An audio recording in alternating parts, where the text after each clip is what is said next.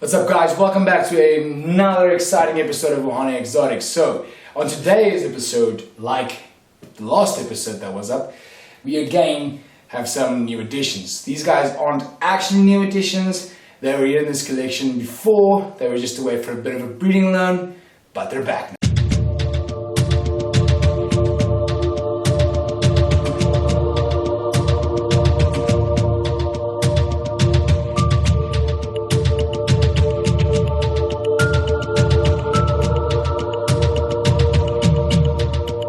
The first rehouse we're going to be doing is the Trimeresurus maculatus, which is the purple mangrove viper, aka purple people eater, aka really annoying bitey thingy, aka wants to kill you, aka bite.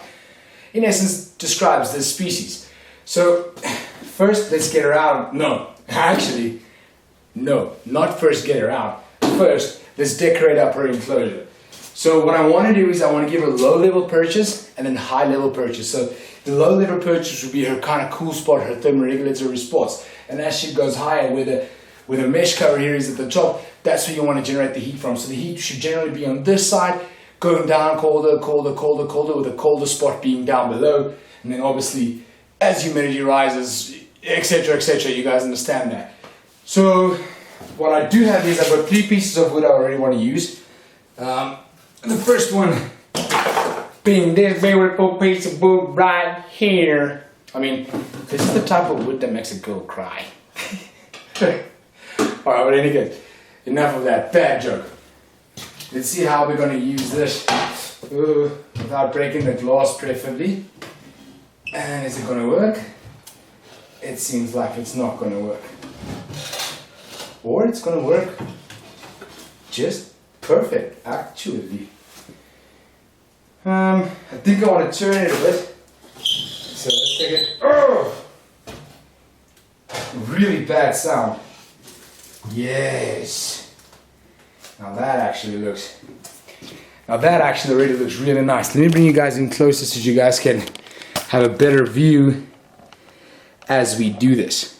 So that's the first one, the piece of wood, which I really dig. I really dig that. Alright, now the second one has a bit of fake foliage on, which I think would be nice and decorative. So let's see if these all complement each other or if they work against each other. Well, no, now in a second, I guess.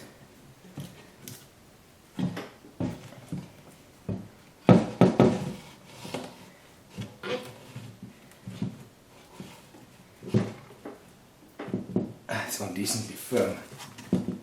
Yeah, that'll work. Alright. So, that's where we're at so far.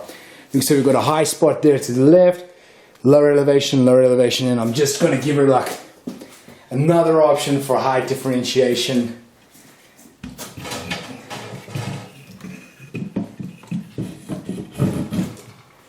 That looks horrible. I'm going to rather try going from this side first, maybe? Yes! Now that looks much better. Now I just need to make sure that it stands strong enough so that it doesn't fall over when she tries to perch on it and things like that, which at the moment I think it's going to do. It will probably fall the second she tries to perch, unless I wedge it in proper. Alright, sorted. No, not yet. It should hold. Alright, so now we've got 2 higher elevation heat spots over there and that side, over there on the top, and that's on the top, and then lower elevation as we goes, with even more lower elevation from down here. So she can thermoregulate from here, from over here, and from high up here, where the heat will be over here. That actually looks really nice. I dig it. It's not the usual for me. You guys know I like VIPs, but not having money to buy VIPs now. Thank you, COVID. Thank you. Some really difficult life things going on. But maybe, just maybe there's something else I can still add in there. Just to spruce it up a bit. Make it look real quiche niche. Let's see if there's going to be an actual place for this inside of this enclosure, or if this is just me wasting my time.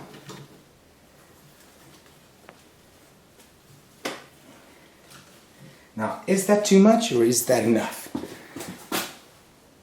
Actually, that looks pretty sick. I dig it. It looks really nice. I don't know what it looks like on camera for you guys. I mean, surely you guys let me know in the comments if it's bad. But I dig it. I think it looks really nice. Just gonna do this, do that, twirl that, twist that, move that, turn this around, and then there we go. I think that should look really decent. I don't know, does it? Yes, it actually really does look decent. Alright, now to get her back into, well, not back into her enclosure, but into her new enclosure. She was previously housed in one of these enclosures. Sorry, I just want to flip the lens around. So she was previously housed in one of these enclosures that was actually VIPed up for her. But like I said, financial strains, things like that, yada yada yada. You guys don't want to listen to my how I'm struggling with life story. So let's put her right back into this new, not live aquarium enclosure for now, but decorated up enclosure. She doesn't look very happy, but like I said, bite snake. These are what they are. They freaking, they got a bad disposition. I'd say they're one of the more defensive snakes out there. Now you don't want to call a snake aggressive because that's not really what they are, but they can be highly defensive, and this individual for one is definitely very, very defensive. So let me get her out.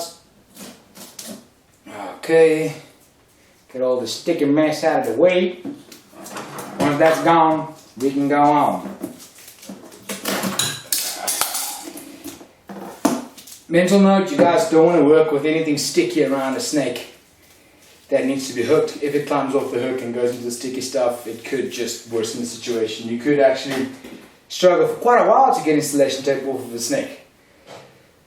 Now for the snake. Alright, I'm just going to turn around from this side, put myself in a bit more of a safer position to work with a snake. Because like I said, purple mangroves, bitey. She shouldn't be too bad now because she was in transport and it's not too cold out, but it's bitey, so she shouldn't have too much energy. Alright, let me see if I can just give you guys a proper look of this beautiful specimen of a purple mangrove viper. It looks like she almost has that blue sheen going on there on her head. Just an absolutely beautiful, beautiful snake. Now to get her inside of her new humble abode.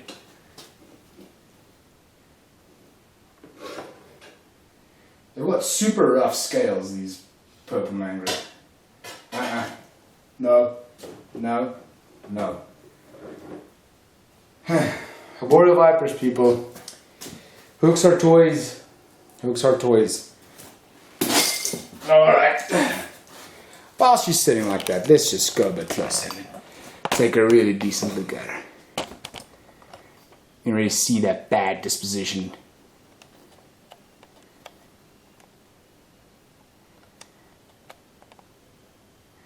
But yeah, you guys are having a decent look at her coloration now. Alright, let's see if we can actually get her to move on into her enclosure. Because obviously she's delaying the inevitable now. We'll tickle her on the bum a bit. There we go. That's a good girl.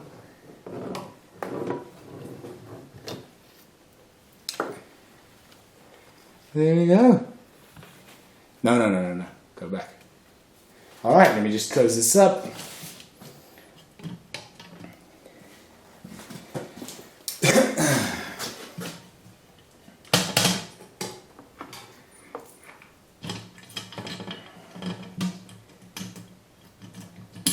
Nice and locked and secured. Alright.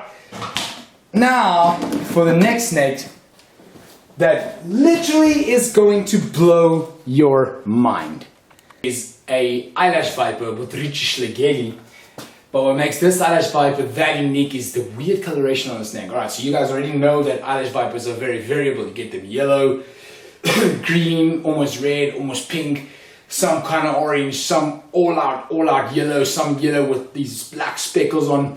In any case, this one will blow your mind when you guys see it. But can't show you guys this yet. First we have to actually finish the hardscape. So you guys want to go the same concept with this species as we just did with the purple mangroves, right? You want to still have high heat elevation going to lower elevation so they can thermally regulate themselves like that, because we all know they're ectothermic, they rely on external heat, right? Okay, so in any case, here we go. So I do have a few pieces here that I'm going to fit and see what I shall do with it, but I don't know. I actually have no idea how I'm going to decorate this cage, but I will figure it out. That looks kind of cool here. So we've got high heat going to lower heat. Yeah, this looks kind of cool. I'm going to use it somewhere. Yay or nay. Let's see now. It kind of just feels like I'm slamming in wood there now. But yeah, I am running out of decorative wood pieces, so guess I gotta use what I got to use. Let's see if we can maybe incorporate this in somewhere, because this is actually a nice piece. Some intricate roots.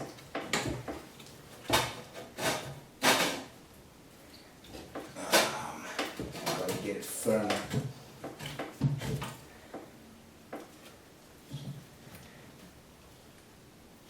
Alright, that actually looks really nice.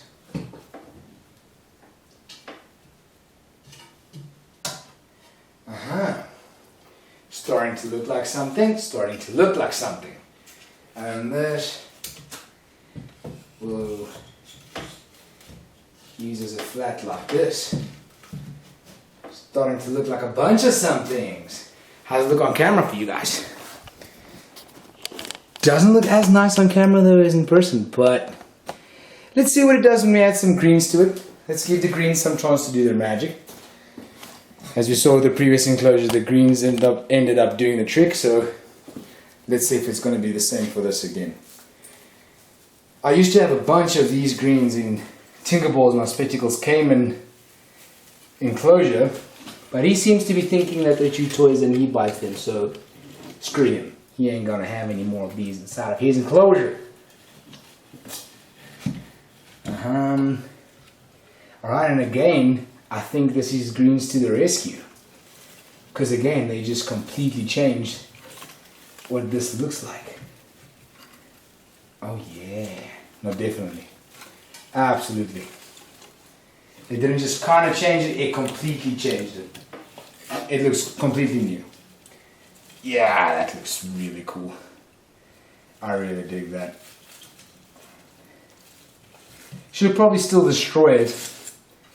We'll see. You'll probably still move the greenery around and things like that, because it's not firmly secured and whatnot. But I do like what that looks like. How does it look like for you guys on the camera? Yeah, it actually looks really nice. Now I'm wondering if I should actually add this, or will this end up being overkill? I guess we'll know when we'll know.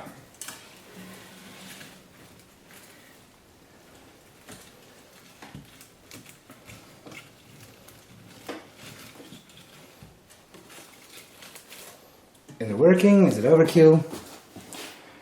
Yeah, it actually is working. It's working. Alright. Just want to maybe move it a bit more to the back. Otherwise I'm going to have issues closing this door every time I try to close the door. Should be fine now.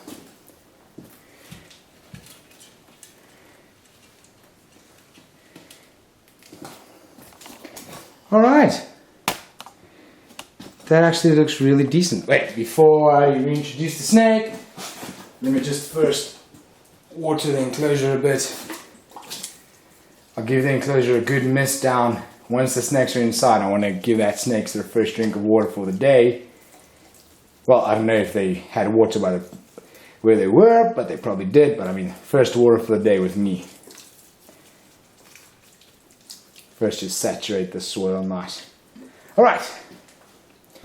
And now, if you guys made it to this long into the video, you finally get to see what I think is one of the most beautiful eyelash vipers that I have actually ever seen to date.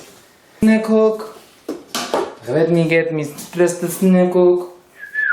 Alright, then let's get her out. Oh wow. She's mouth gaping. Let me see if I can show you guys how she does this. Ah, I should actually stop doing that. But in any case, you guys kind of just had a glimpse at her.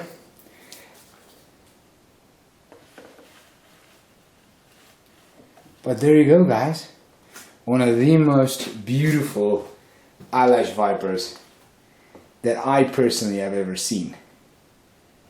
Don't know about you guys, but to me, that is a 1 in a million eyelash viper right there. That's just so nice. So nice. So nice, so nice. I took a picture someone twice. Alright, let me get her in. So she can start de-stressing. Been a long day in transport for her. Alright. Let me bring you guys in a bit more.